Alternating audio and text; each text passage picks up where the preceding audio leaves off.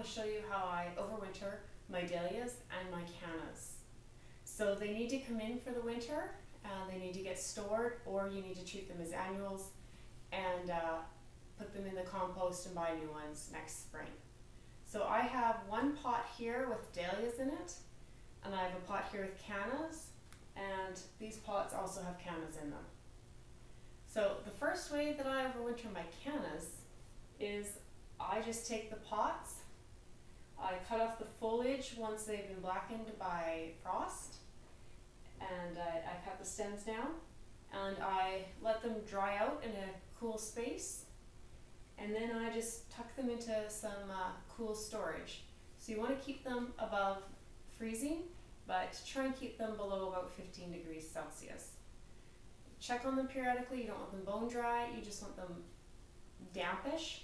So these two pots, because they're so big, and I'm going to be using the same setup next year, I'm just going to leave them in these pots and tuck them to come into some cold storage, and I'll pull them out in the spring and get them going again. This one I'm going to break down and show you how you can store them if you don't have the space to put the pots away. So let me clear some room here, and I'll show you what I do with my cannas if I'm taking them out of the pots, and then I'll show you the dahlias after that. Okay, so for the canna, I'm just going to take it, and I'll probably have to dump some of it, some old tags here. I'll have to dump some of the dirt out into this bucket here.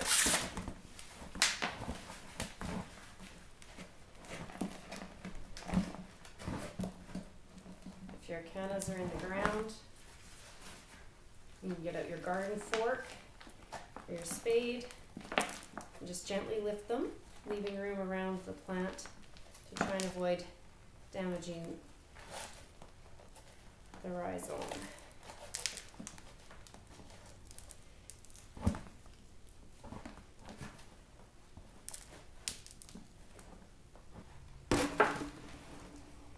Cannas are very fast growers. They've been known to break pots if you leave them for too many years. So you see the root system that this one has built up already. This was just one season, and I just had thrown a couple of rhizomes in there. So I'm just going to try and work some of the soil off.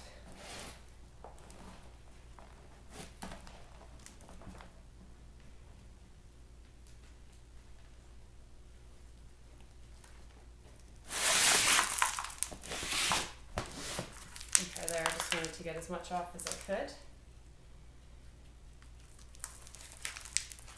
So I've just had these since the first heavy frost that we had about a month ago. I've just had these, I cut the foliage down, and I had them in their pots obviously, and I had them in an insulated shed but no heat, and they've just been sitting there waiting for it to cool down and for them to dry out a little bit more. They're still quite damp, I'm surprised, but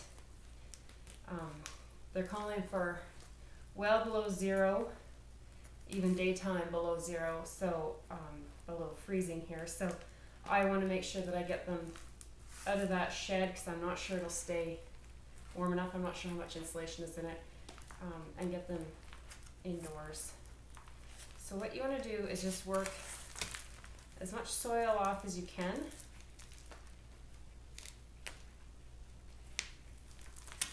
And you don't actually want to be washing them, you just want to be getting the excess soil off.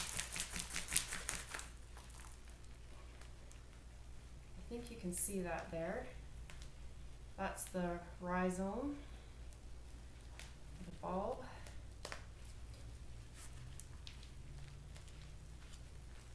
And you can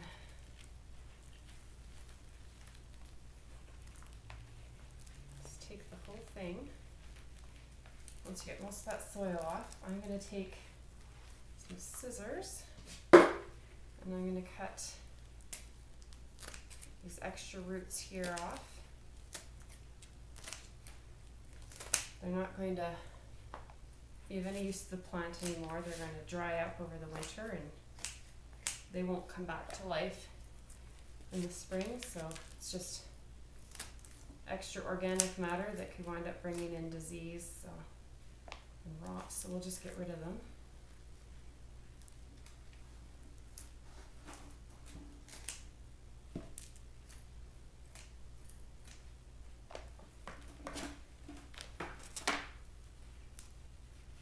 Here's a piece I just pulled off that looks like, this is a rhizome. It looked like a hunk of dirt, and I yanked on it, and you can see the rhizome there at the end of it. So I'll set that aside so I don't lose it with my soil. Oh, and there's another piece there. So those are okay. They'll probably still grow for me next year.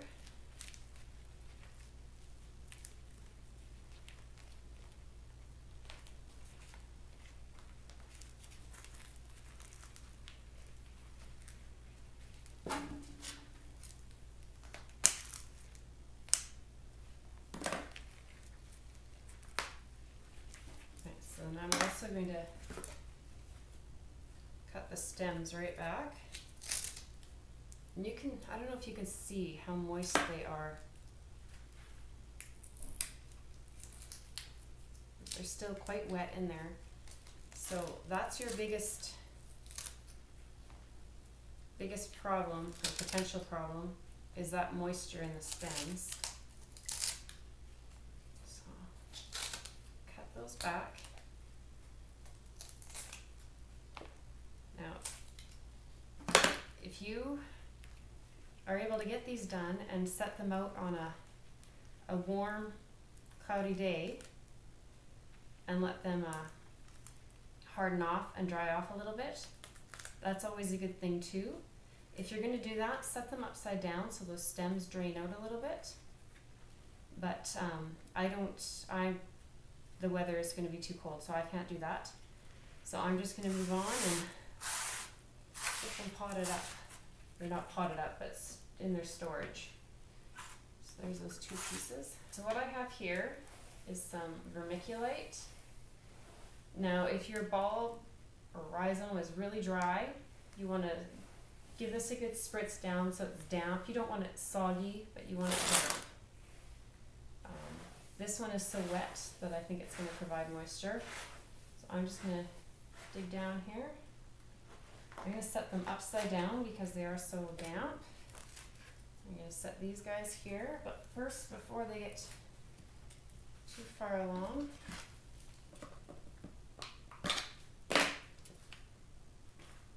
I'm going to sprinkle them with cinnamon. Now you could use a fungicide powder, but I find cinnamon is just as good, and it's natural, and so I just use that on my bulbs. It also is said to deter fungus gnats, so I just give a good sprinkle.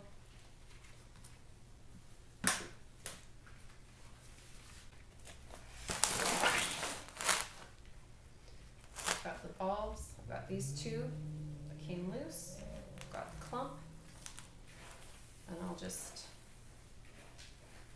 fill over them with the vermiculite a little bit and get them covered up. Now, if you have several kinds of dahlia that you're trying to store, you want to make sure that you label it well.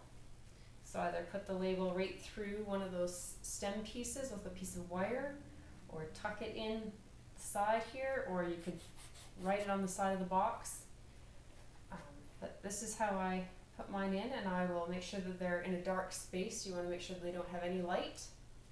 I'm going to be putting my dahlias in beside them here, so let's get the pot of dahlias and get those ready.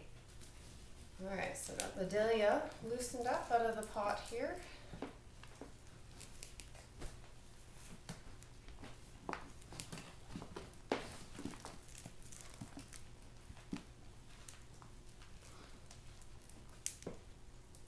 Set it down.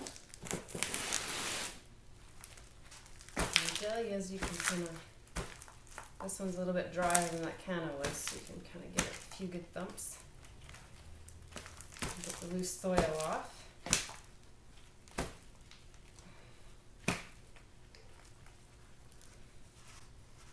And just watch and see if you have any the tubers that fall off.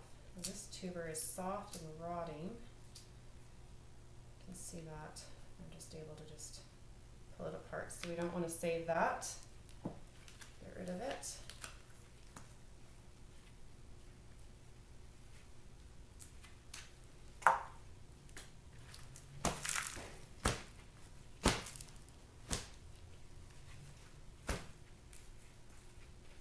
So the same thing, we're going to want to take the stems off.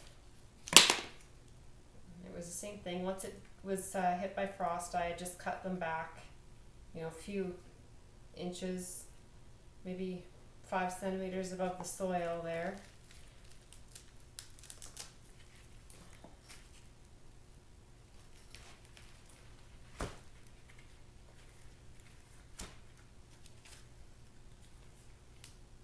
And then I had it in the insulated shed and just letting it dry out of the elements. We had a lot of really wet weather this early fall, wet and cold. Which usually we have a warmer fall season, but we didn't this year, so I wanted to get them out of that weather so they could harden up. So let's see what we have here.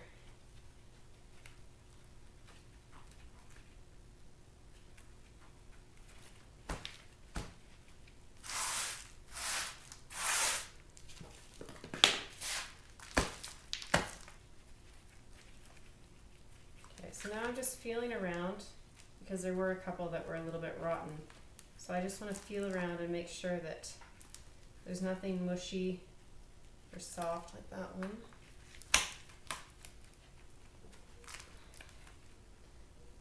And if there is anything soft or mushy, that's just a piece of stem, then I'm going to take it off.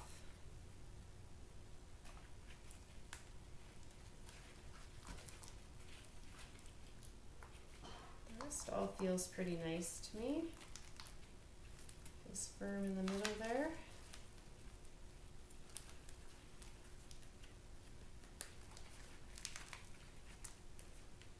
I'm going to take this main stem,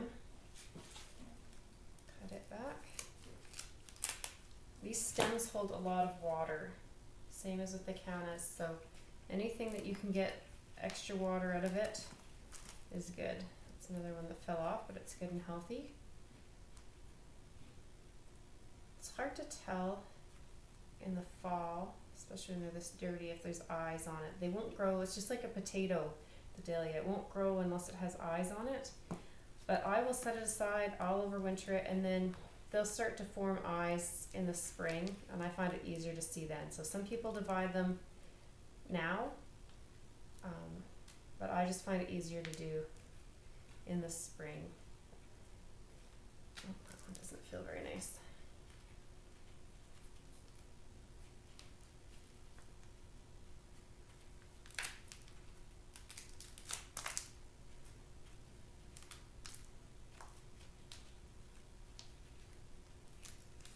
Now there's more stem in here, so I'm just trying to get the rest of the stem out of here.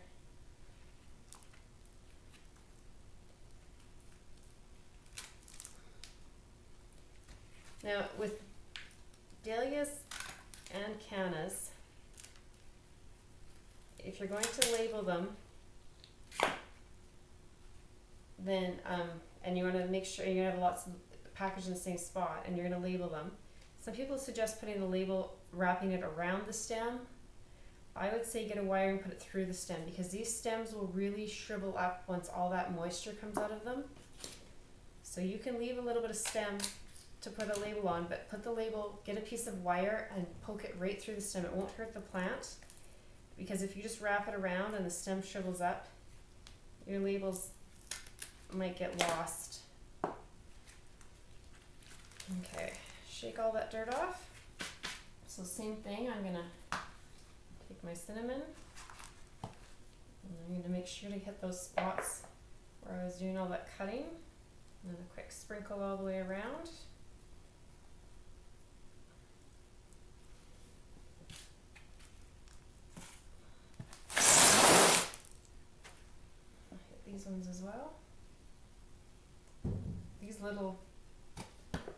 this really little guy here, I'll be surprised if it doesn't dry out and shrivel up through the winter, but I'm going to store it anyways because you just never know. So, if you have multiple dahlias or cannas that you're trying to save and some that are very special to you, then I would store them separately, make sure they're not touching any of the rest, and check them often, because if you have any rot, you want to make sure that you get the rotten ones out so they're not affecting the rest.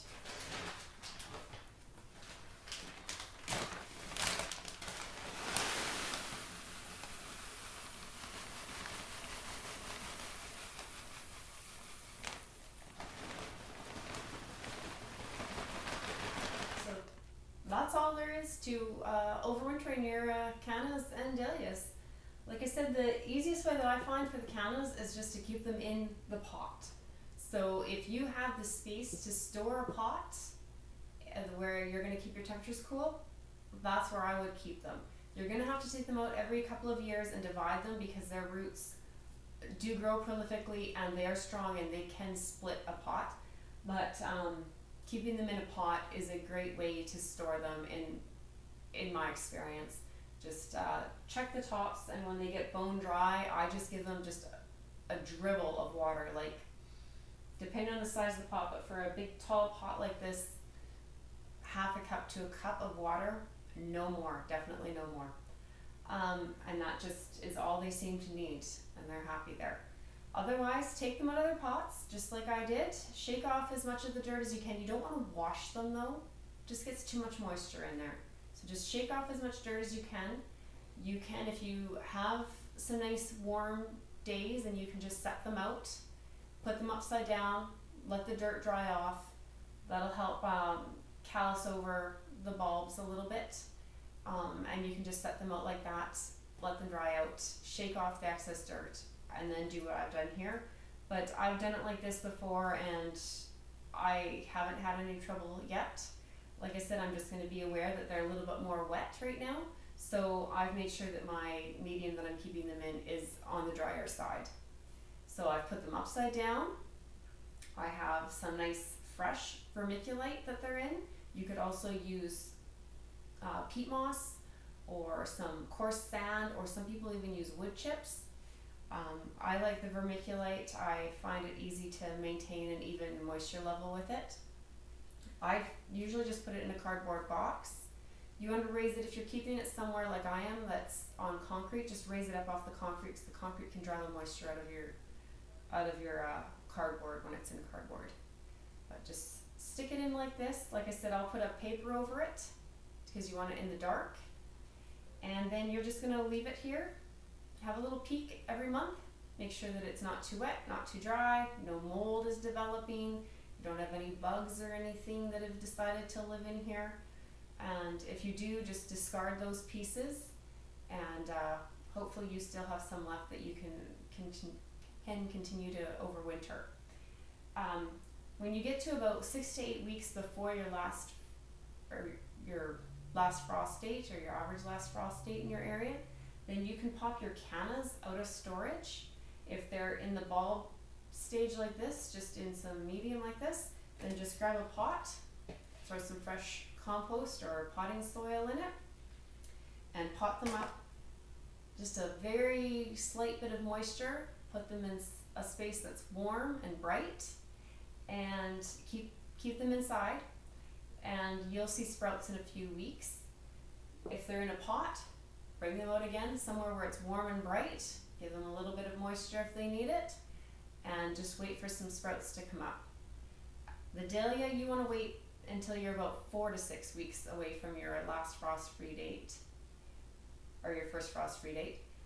And then same thing, you're going to pot it up, nice warm and bright spot, a little bit of moisture, wait for some sprouts to come up. Once all danger of frost has passed, both of these plants are very happy to go out into the garden. You put them in pots and enjoy them outside. You put them into the ground if the ground is warm, and that's all there is to it. If you want to learn more about getting them started in the spring, I have another video on that. I'll try and get a link put in for you. If you liked this video and you found it helpful, give it a thumbs up. If you have any questions, go down to the comments and I'll see what I can do to answer your questions down below. Hit that subscribe button and you can see what I'm doing next time. Thanks for watching. Bye.